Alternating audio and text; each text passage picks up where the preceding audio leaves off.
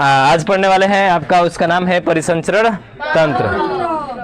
आप हिंदी पढ़े हैं ना? हिंदी पढ़ते हैं। हिंदी को तोड़कर बताया जाता है, आपको कहा जाता है कि परिसंचरण तंत्र जो है आपका परिधन संचरण से मिलकर बना हुआ है। परि का मतलब क्या होता है? चारों ओर। और संचरण का मतलब क्या होता है? घूमना। घूमना, पर यहाँ घूमना से नहीं, किससे आएगा?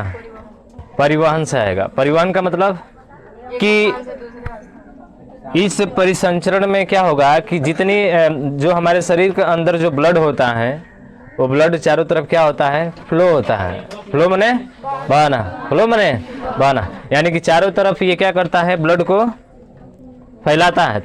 चारों तरफ फैलाएगा ब्लड को, तभी तो हम कुछ कार्य कर पाएंगे ना, हमको कार्य करना होता है। अब ब्लड का जो फ्लोटेशन होता है ना, मतलब ब्लड जो जाता है वो दो ही चीज़ों में जाता है। कितने चीज़ों में जाता है? दो चीज़ में। पहला आपका है हृदय से अंग तक और अंग से हृदय तक, दो ही चीज़ों में बहता है बस। इसके अलावा और कहीं पे भी ब्लड नहीं। अच्छा, हृदय से अंग में और अंग से कहाँ जाता है? हृदय में जाता है। तो अगर कहा जाए कि बताइए इस ब्लड को आगे की तरफ प्रवाह होने के लिए, ब्लड का सर्कुलेट जो है, ब्लड फ्लो होने के लिए कितनी चीज़ों की आवश्यकता होती है? ब्लड को आगे ले जाने के लिए, हमारे शरीर के हर एक भाग में पहुंचाने के लिए कोई चीज़ें होगी ना, कोई उपकरण होगा ना उसका, जिसके कारण वो आगे की तरफ जाएगा। जैसे तुम ही लोग हो या पढ़ने आ रहे हो, तो पढ़ने आ रहे हो तो किसकी वजह से आ रहे हो? माता पिता की वजह से ना। माता पिता तुमको पढ़ने के लिए भेजे हैं और तुम्हारी जिम्मेदारी क्या है? हाँ, अच्छे से पढ़ना, क्लास में जो है टॉप आना, समझ रहे हो? तो ठीक उसी तरह से ये आपके जो ब्लड होता है, ब्लड की भी कुछ भाग होते हैं। उन भागों के द्वारा रक्त को एक स्थान से दूसरे स्थान पर क्या किया जाता है? ले जाया जाता है। और ये रक्त का जो प्रवाह होता है वो केवल आपके दो ही चीज़ों में होता है। कहाँ से कहाँ तक? कोशिका, क्या बोलते हैं, हृदय से अंग तक और अंग से हृदय तक। तो इसकी कुछ इस भाग होते हैं, जिसमें 3 भाग होते हैं। इसके कितने भाग होते हैं आपके? 3। जिसमें पहला नाम आता है रक्त वाहिकाएं। क्या बोला जाता है उसको? रक्त वाहिकाएं। रक्त को इंग्लिश में क्या बोलते हैं? ब्लड। और वाहिकाएं को वेसल्स। क्या बोला जाता है इसको? वेसल्स बोला जाता है। तो रक्त ब्लड बोला जाएगा, वाहिकाएं वेसल्स होता है। ठीक है, पहला। दूसरा नंबर देखना है हमको इसमें, वो है आपका, नाम सुने होंगे, हार्ट। हार्ट का मतलब क्या होता है? हृदय। एक होता है हार्ट, एक होता है हार्ट। नाम सुने है इसका? हार्ट माने क्या होता है? हाँ, हार्ट माने होता है दर्द। ठीक है ना? हाँ, कुतरना, क्या बोल रही है? चलिए, एक दूसरा हो गया आपका हृदय, और तीसरा होता है शिराएं। तीसरा क्या होता है आपका? सॉरी, शिराएं नहीं, रक्त। तीसरा क्या होता है? रक्त होता है, यानी कि ब्लड आपका होता है। ठीक है, 3 रक्त वाहिकाएं, जिसको क्या बोला जाता है? Blood vessels. हृदय, उसके बाद से क्या होता है? हार्ट। और उसके बाद से रक्त क्या होता है आपका? ब्लड होता है। ठीक है, हमने कहा कि रक्त का जो प्रवाह होगा आपका हृदय से अंग में, ठीक है, अंगों में, और अंगों से हृदय में। अब यहाँ पे एक बात आती है कि जब हृदय से अंग में जाता है तब वो ब्लड शुद्ध होता है कि अशुद्ध होता है? और जब वो अंगों से हृदय में जाता है तब वो ब्लड आपका अशुद्ध होता है कि क्या होता है? लेकिन ये भी जानना जरूरी है कि शुद्ध रक्त क्या होता है? शुद्ध रक्त क्या होता है जी? तो देखो, शुद्ध रक्त वही होता है जिसमें ऑक्सीजन क्या होता है? उपस्थित होता है। शुद्ध रक्त वही होता है जिसमें ऑक्सीजन क्या होता है? उपस्थित होता है। हाँ, वही तो उपस्थित, वही ना कहलाएगा। अरे शक्कर में चीनी घोलो तो चीनी उपस्थित है तभी तो ना, तो वही चीजें हुआ। ठीक है, तो शुद्ध रक्त में ऑक्सीजन होता है, ध्यान रखना, ये बड़ी महत्वपूर्ण चीजें हैं। अगर शुद्ध रक्त का फ्लोटेशन हो रहा है ना, शुद्ध रक्त जो है का प्रवाह हो रहा है, तो समझ लेना है कि उसमें ऑक्सीजन क्या है? उपस्थित है। अगर यदि अशुद्ध रक्त है तो ध्यान रखना, अशुद्ध रक्त में क्या होगा? ऑक्सीजन अनुपस्थित नहीं होगा। अशुद्ध रक्त में ऑक्सीजन क्या होगा? उपस्थित नहीं होगा, अनुपस्थित होगा। ठीक है, हाँ, इसमें नहीं होता है। अशुद्ध रक्त में ऑक्सीजन नहीं होता है, बात करेंगे हम, पहले ध्यान दीजिए यहाँ पे। तो अशुद्ध रक्त में ऑक्सीजन नहीं होता है, अशुद्ध रक्त में ऑक्सीजन होता है। ठीक है, हमने क्या बताया कि सर रक्त के जो कार्य करने के लिए 3 भाग होते हैं। एक रक्त वाहिकाएं होती हैं, हृदय होता है, और फिर क्या होता है? रक्त होता है। और हृदय से अंगों में और अंगों से हृदय में ही रक्त हमारा आता है। ठीक है, ये 3 चीज़ें हैं, समझ में आया? ठीक है, उसके बाद से बात करें हम लोग आगे इसके, तो अब बात करेंगे हम लोग किसके बारे में? रक्त वाहिकाएं के बारे में। किसके बारे में? रक्त वाहिकाएं के बारे में। तो रक्त वाहिकाएं जो होती हैं वो कितनी होती हैं? किसी को पता है? रक्त वाहिकाएं कितनी होती हैं? 2 होती हैं।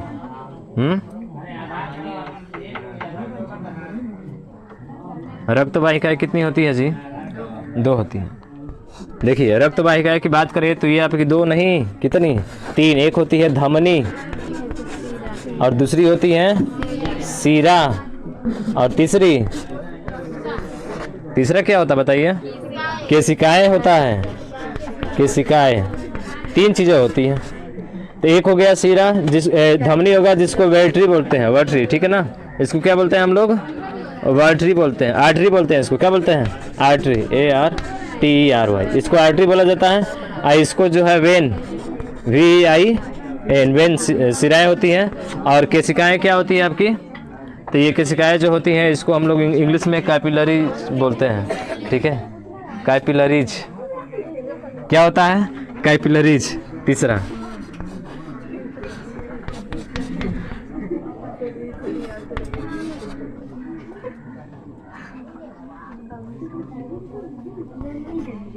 कैपिलरीज होता है, केशिकाएं होती हैं, सीरा होता है, फिर क्या होता है? धमनी होता है। अब हमने बताया कि जो हृदय से अंग तक हमारा जा रहा है, जब हृदय से अंगों में ब्लड क्या हो रहा है? जा रहा है। माने हमारा हार्ट है, ठीक है, हार्ट नहीं, हार्ट है ना, हाँ, हमारा हार्ट जो है, इससे क्या होता है? रक्त अंगों में जाता है। अंगों मतलब सिर्फ हृदय को छोड़ दो, बाकी सब जगह। ठीक है, तो सभी जगह जो जाता है रक्त, क्या वो शुद्ध होता है? क्या शुद्ध होता है? यही देखो, दोनों आ रहा है, अशुद्ध भी आ रहा है, शुद्ध भी आ रहा है। हाँ, देखिए क्यों होगा, इसका कारण हम बताते हैं। ठीक है, इसका कारण सुनिए। अरे, इसका कारण सुनिए। हृदय से अंग तक जाना, ये ब्लड अशुद्ध होता है कि शुद्ध होता है? सिंपल से समझिए। जैसे बात करें हम लोग, जब हृदय से अंगों तक जाएगा, शुद्ध होगा, तभी तो हमारे हाथ काम करेंगे, तभी तो हमारे पैर काम करेंगे। तो आपको यहाँ से सीधा क्लियर हो गया कि सर जो हृदय से रक्त जो है आपका अंगों में जाता है वो आपका शुद्ध होता है, तभी तो आप कार्य कर पाते हैं ना। अगर अशुद्ध जाएगा तो फिर कैसे काम चलेगा? हो पाएगा? नहीं, कभी नहीं हो सकता है। तो ये ध्यान रखना, कभी भी हृदय से अगर रक्त अंगों तक जाता है तो कैसा होता है? शुद्ध होता है। और वही जब अंगों से हृदय तक आएगा तो क्या होगा? अशुद्ध होगा। ये सागर ढेर नौटंकी कर रहा है, एक्स्ट्रा नौटंकी, समझ रहा है ना? हाँ, तो इतना ही करो कि तनी चौल बन जाए। दादी का रोल निभा रहा है, तो दादी मत बनो, समझ रहे हो ना? नहीं नहीं, ये बात तो सत्य है कि लक्षण जरूर घर वाले ना किसी किसी का तो आ ही जाता है। आता है कि नहीं आता? आता है ना? DNA का नाम सुना है? हाँ, ये DNA जरूर कुछ ना कुछ मिल जाते हैं। उसी तरह से सागर में उसकी दादी का मिला है, मग में भी दादी का मिला है। दादी का मिला है, मतलब दादी का प्रभाव थोड़ा सा उनके ऊपर है। ठीक है, पढ़ा है। चलिए, हाँ पढ़ा है, ठीक है ना? चलिए, बहुत बढ़िया। हाँ, समझ में आ गया? इतना चीजें हमने बताया, समझ में आया है आपको?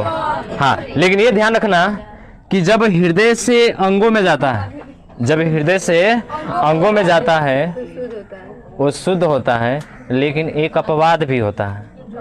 एक अपवाद होता है। और ले जाने का कार्य कौन करता है जी? धमनी। यानी कि पूछा जाए कि शुद्ध रक्त का प्रवाह किस में होता है? धमनी में होता है। लेकिन एक अपवाद है। अपवाद का मतलब ये सीधा चल रहा था उल्टा चलेगा ना, यानी कि अशुद्ध रक्त उसमें बहेगा, उसका नाम है फुफ्फुस धमनी। फुफ्फुस, हाँ, फुफ्फुस धमनी। और इस फुफ्फुस धमनी में कैसा रक्त प्रवाह होता है जी? अशुद्ध होता है। कैसा होता है? अशुद्ध। बहुत बार ये प्रश्न बना है ना आपका कि शुद्ध रक्त का प्रवाह किसमें होता है, तो क्या बताएंगे? धमनी में होता है ना। शुद्ध रक्त का प्रवाह कहाँ होता है? धमनी में होता है। लेकिन अपवाद में आता है जिसका नाम है फुफ्फुस धमनी। जिसका नाम है क्या? फुफ्फुस धमनी। इसको बोलते हैं पल्मोनरी आर्टरी। क्या बोला जाता है इसको? पल्मोनरी आर्टरी, यानी इंग्लिश में इसको बोलते हैं हम लोग, ठीक है। इंग्लिश में इसको क्या बोला जाता है? पल्मोनरी आर्टरी बोला जाता है। समझ में आया? समझ में आ रहा है ना जी? कोई है ऐसा इंसान जो जिसे समझ में नहीं आ रहा है? कोई है इंसान ऐसा? सब ये भाई इंसान नहीं होगा, जानवर हो तुम लोग। हाँ समझ में आया लली? अब देखिए, अब उसके बात करें, सुनिए, अब बात करेंगे कि जब अंगों से कहाँ आएगा? हृदय में आएगा। जब अंगों से कहाँ पे आएगा? हृदय में आएगा। यानी कि अब इस बार क्या होगी? सीरा। यानी कि अशुद्ध रक्त का प्रवाह किस में होता है? सीरा में होता है, वेन में होता है। लेकिन इसमें भी एक अपवाद होता है, अब वही नाम है सीरा। यहाँ पे धमनी थी तो फुफ्फुस धमनी हो गई, अब यहाँ पे सीरा है तो फुफ्फुस सीरा हो जाएगा। क्या हो जाएगा? फुफ्फुस सीरा हो जाएगा। समझ में आ रहा है? हाँ, तो इतना बातें आपको आपके ध्यान में आई? किया ध्यान में आई इतना बातें? रक्त का प्रवाह इनसे, धमनी से और सीरा से होता है।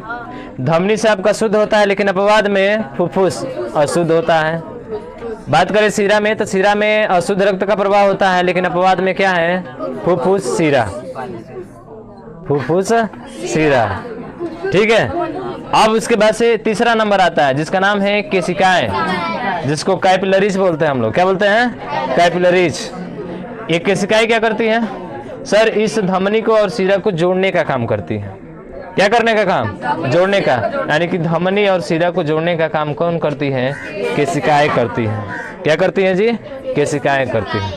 बताओ, इतना बातें समझ में आया क्या? बता सकते हो? चलिए चिल्ला चिल्ला के बोलिए थोड़ा तो। अरे रुक जा। हाँ चलो खड़े हो जाओ, वर्मा जी खड़े हो जाइए। थोड़ा तेज बोलिए कि इस माइक में आवाज आपकी आ जाए। चलिए बोलिए, क्या क्या बताएं सबसे पहले?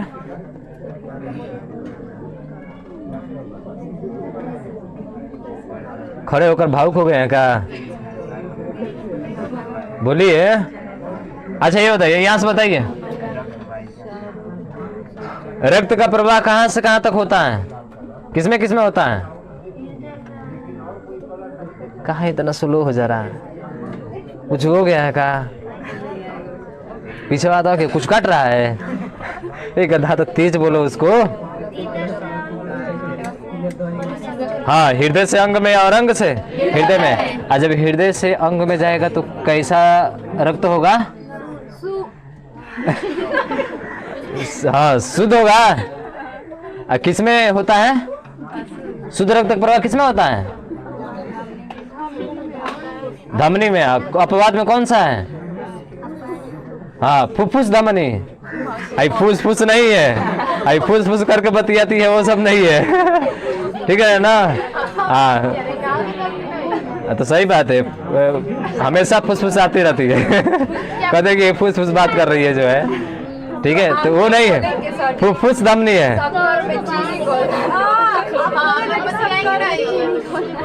चलिए समझ में आया?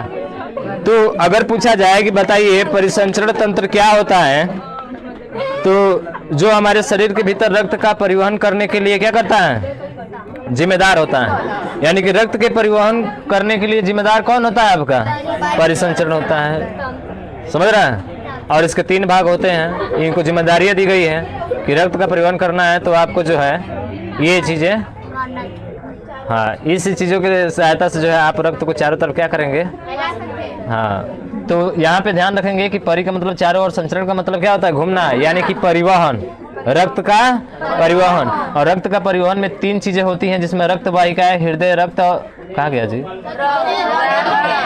हाँ रक्त, रक्त वाहिका है, हृदय और फिर क्या है, रक्त है।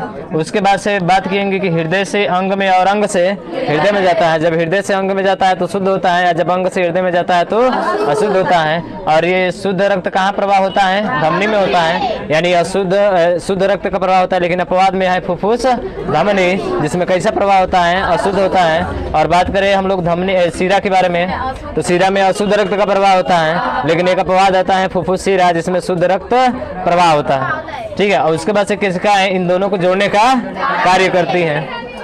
याद हो गए? नहीं, हैप्पी कहाँ है, ना हैप्पी है, याद नहीं हुआ? अब कह रहा कि याद नहीं हुआ। इतना आसान चीजें है यहाँ पर।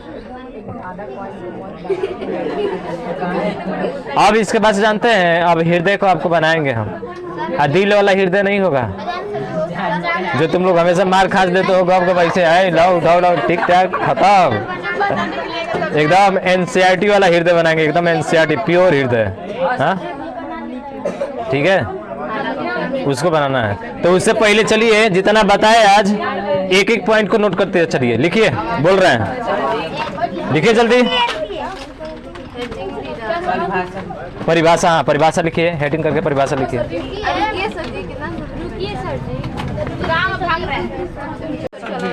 शांत रहो, परिभाषा लिखो उसका। हेडिंग भी नहीं डालेंगे। परिसंचरण तंत्र एक ऐसा तंत्र होता है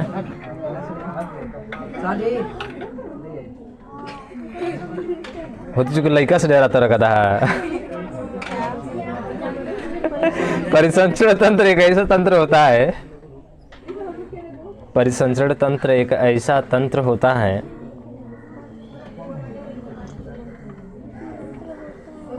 जो हमारे शरीर के भीतर, जो हमारे शरीर के भीतर,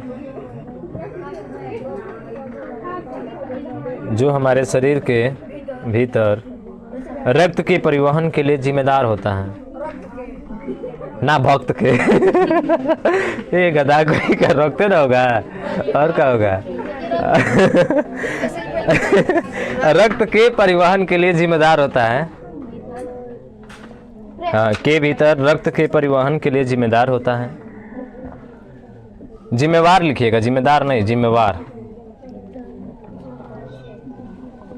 रक्त के परिवहन के लिए जिम्मेवार होता है। हो गया?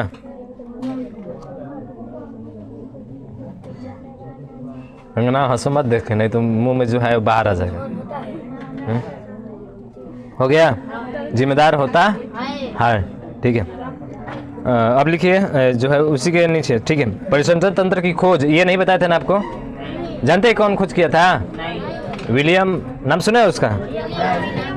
Harvey, William Harvey. तो लिख लीजिए, परिसंचरण तंत्र की खोज विलियम हार्वे नामक वैज्ञानिक ने किया। लिख लेंगे? हाँ,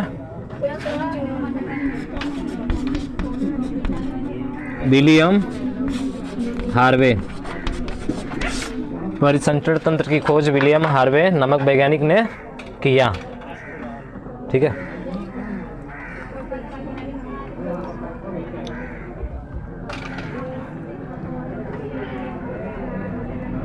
लाइन छोड़ के लिखिएगा नीचे। परिसंचरण तंत्र के 3 मुख्य भाग होते हैं। परिसंचरण तंत्र के